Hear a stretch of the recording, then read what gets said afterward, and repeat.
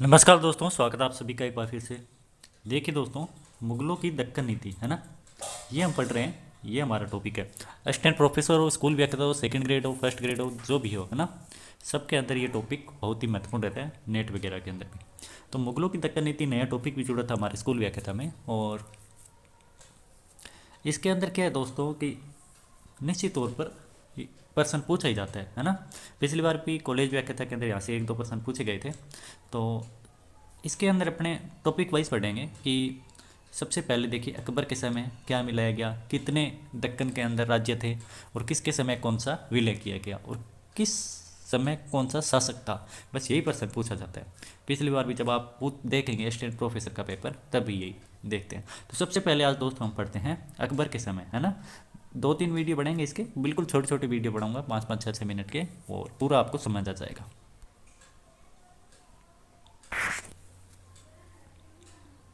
ये है दोस्तों मुगलों की दक्कन नीति है ना। अकबर के समय सबसे पहले हम पढ़ रहे हैं। अकबर के समय क्या है कि पहले जो दक्कनी शासकों के लिए सहायक का प्रयोग किया जाता था है ना। और अकबर के समय इसका जो प्रयोग है, खान शब्द का प्रयोग किए जाने लगा। एक तो ये आप ध्यान रखेंगे। उन्हें मर्जबान, जो अकबर था उन्हें मर्जबान कहता था, स्थानीय सरदार। मर्जबान का मतलब होता है। एक बार अकबर ने एक दूत था जिसका नाम था एनुल मुल्क है ना। वैसे दूत नहीं मान सकता है, एनुल मुल्क नाम का एक व्यक्ति था। उसको जो बीजापुर का शासक था अली आदिल शाह, उसके मार्गदर्शन के लिए भेजा था। कुछ मतलब उसको बातचीत वगैरह करनी थी, तो अली आदिल शाह को उसने भेजा था। दक्कन का यदि सबसे शक्तिशाली राज्य आपसे पूछे तो वो कौन सा था? बीजापुर ही था है ना। अब ये एक प्रश्न तो नेट के अंदर काफ़ी बार पूछा जा सकता है। सर्वप्रथम 1575 के अंदर अकबर ने भ्रमणशील दूत बनाकर किसको भेजा था? तो मीर हुसैन रिजवी। तो रिजवी का नाम आप याद रखना। भ्रमणशील दूत सबसे पहले मुगल साम्राज्य के अंदर भ्रमणशील दूत बनकर कौन गया था? मीर हुसैन रिजवी गया था 1575 में। अच्छा, फिर उसके बाद किसको भेजा? मीर मोहसिन को भेजा। इसने क्या की थी? इस दूत ने रिपोर्ट प्रस्तुत की थी। तो रिपोर्ट का नाम आ जाए तो मीर मोहसिन लिखना है, और दूत का नाम आ जाए, भ्रमणशील दूत का नाम, तो मीर हुसैन रिजवी लिखना है। इस मीर मोहसिन ने ये कहा कि जो दक्कन है, दक्कन में अशांति और अस्थिरता है। इसने रिपोर्ट के अंदर ये बताया था। अब फैजी को खानदेश भेजा गया था है ना। इसकी अधीनता स्वीकार करवाई थी फैजी को। 1591 के अंदर 4 दूत मंडल भेजे गए अकबर के द्वारा। 1591 के अंदर 4 दूत मंडल भेजे गए। तो ये आपको सबसे पहले याद रखने हैं।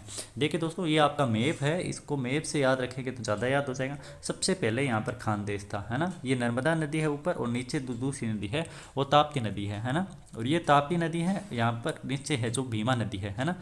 इस तरह से जो अहमदनगर था, इस तरह से उसके नीचे एक बीजापुर था। सबसे ऊपर खानदेश, अहमदनगर, बीजापुर, और यहाँ है गोंडवाना, और इसके नीचे है गोलकुंडा।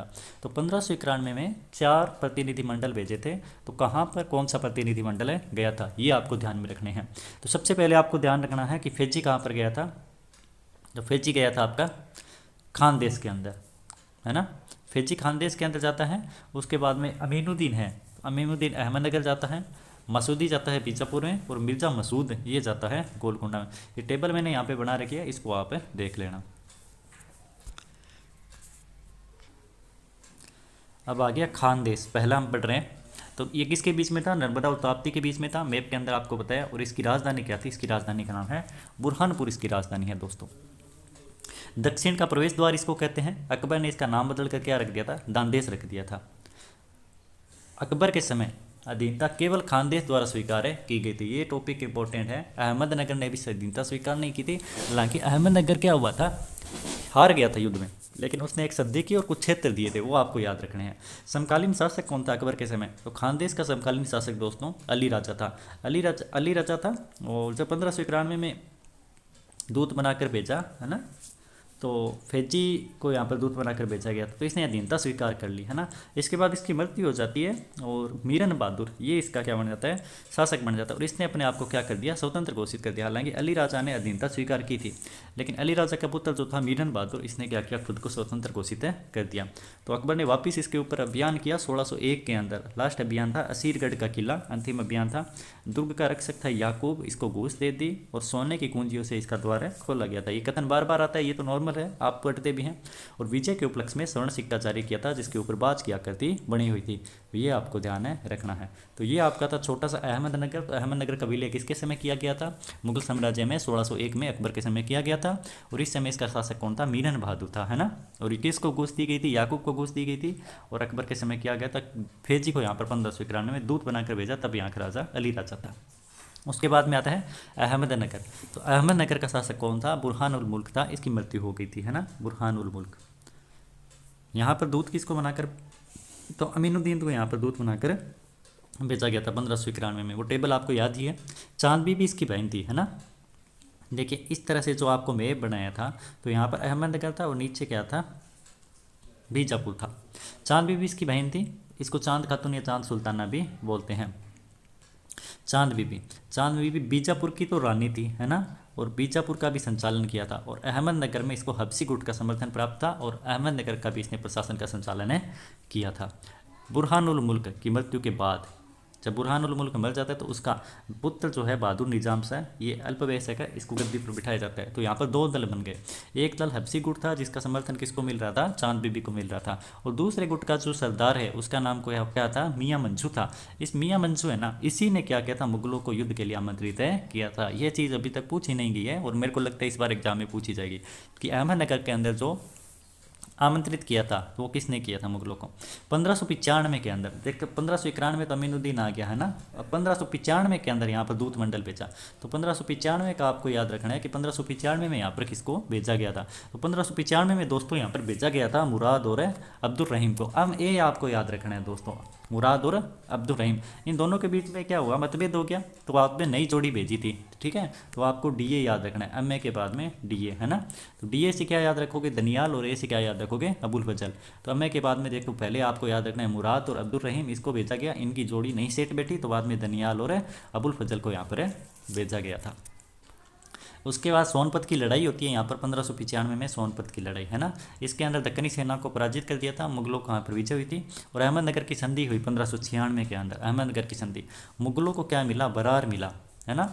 मैंने आपको बताया संधि होती है अहमदनगर से। अहमदनगर का पूरा विलय नहीं हुआ था दोस्तों, अहमदनगर से संधि होती है, बरार का क्षेत्र मिला था। तो बरार का क्षेत्र मिला और अहमदनगर का दुर्ग मिल गया था मुगलों को। और जो बरार है ना, बरार के अंदर जो दुर्ग था उसका नाम था एलिचपुर। बरार के अंदर ही था एलिचपुर। और यहाँ पर इसने एक मतलब नगर बसा दिया था अकबर ने, जिसका नाम रखा था शाहपुर। और शाहपुर के अंदर इन्होंने अपना सैनिक मुख्यालय बनाया था दक्कन का। तो ये भी छोटा सा एक फैक्ट है, ये याद रखेंगे। यहाँ पर ये ध्यान रखें कि बरार, दौलताबाद, बालाघाट का क्षेत्र, अहमदनगर का दुर्ग मिलने पर भी अहमदनगर का राज्य मुगलों को प्राप्त नहीं हुआ था। अहमदनगर का विलय किसके समय होता है दोस्तों? 1633 में शाहजहाँ के समय होता है अंतिम रूप से। ये प्रश्न पूछा जाता है कई बार। अकबर की सीमा नर्मदा नगर से बढ़कर कहाँ तक पहुँच गई थी? भीमा नदी तक पहुँच गई थी। अहमदनगर, बरार, खानदेश, ये 3 सूबे जो थे वो अकबर ने गठित किए थे। ये प्रश्न पिछली बार कॉलेज व्याख्याता भर्ती परीक्षा में पूछा गया है। अहमदनगर, बरार का क्षेत्र इसको मिल गया, और खानदेश नामक 3 सूबे। तो खानदेश तो आपको पता ही है, जिसका नाम बदल कर क्या रख दिया था? दांदेश रख दिया था, है ना। दनियाल का नाम आप ध्यान रखेंगे, दनियाल, है ना। दनियाल को मालवा गुजरात के साथ इन तीनों सूबों का अकबर ने प्रमुख बना दिया था। अकबर ने दक्षिण के बादशाह की उपाधि धारण कर ली। एक आएगा दक्कन का बादशाह। दक्कन का बादशाह किसको कहते हैं? औरंगजेब को कहते हैं। और दक्षिण का बादशाह किसको कहते हैं? अकबर को कहते हैं। अब आगे हम जहांगीर के समय। तो जहांगीर के समय हम बाद में पढ़ेंगे। ये आपका था अकबर के समय। तो मेरे हिसाब से आपको थोड़ा जितना भी समझ आया है दोस्तों, बस थोड़ा सा याद रखने की कोशिश करें कि 2 ही चीज़ आपको ध्यान रखनी है ना। एक तो आपको ध्यान रखना है खानदेश, जिसको प्रवेश द्वार कहते हैं। खानदेश के समय 1591 के अंदर जो फैजी को दूत बनाकर भेजा गया था, इसकी स्वाधीनता स्वीकार कर ली। और बाद में 1601 में इसने अधीनता बाद जो इसका पुत्र था उसने स्वीकार कर ली, है ना। इसके बाद में जो अहमदनगर है ना, तो अहमदनगर के अंदर क्या हुआ था? 1596 के अंदर अहमदनगर की संधि होती है। 1596 के अंदर जो अहमदनगर की संधि होती है उसके अंदर कौन कौन सा क्षेत्र मिलता है? तो हमें कौन सा क्षेत्र मिला? बरार मिला और अहमदनगर का दुर्ग मिला। तो बरार के अंदर ही हमने एक नगर बसाया जिसका क्या नाम रखा था? शाहपुर रखा था, है ना। और एलिचपुर इसकी क्या रखी थी? राजधानी रखी थी। तो ये था एक छोटा सा अकबर के समय। और आगे हम पढ़ेंगे दोस्तों भाई जहांगीर के समय और औरंगजेब के समय। ज़्यादा बड़ा नहीं है, ये छोटा सा एक वीडियो के अंदर आगे बड़ा पूरा हो जाएगा, ठीक है। गोलकुंडा वगैरह जो भी है। तो आप अकबर के समय ध्यान रखें। धन्यवाद।